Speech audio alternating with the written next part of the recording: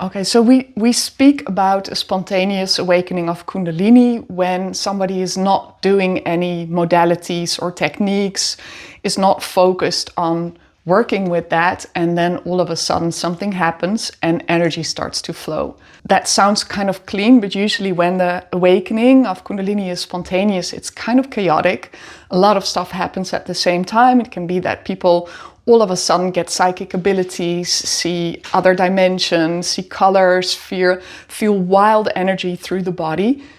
Now this happens most often happens when people go through a traumatic experience in life. So it happens often when people have a near-death experience or get very ill or go through a sudden shock like a divorce or somebody dying nearby, where the whole system, their emotional, mental and physical system gets this shock, and they get shocked out of the regular way of living and awaken to this bigger state.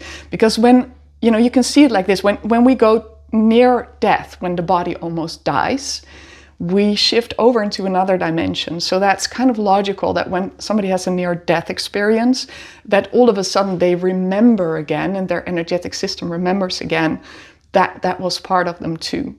So it goes beyond the cognitive mind, and that's how it awakens. But when we go through traumatic experiences and shock in our human life, it is a bit like death too.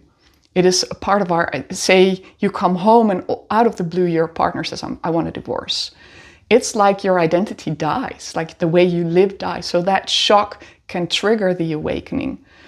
Usually when people have a spontaneous awakening, this can also happen, for example, when you meet like a soulmate or a twin flame. I don't really like those concepts too much. They have too much definition, but sometimes people meet another soul, and that will trigger the awakening, and suddenly you remember other lifetimes, and all of that goes on. Usually when this spontaneous awakening happens, there is an intelligence to the energy where people understand that they are guided beyond their cognitive mind.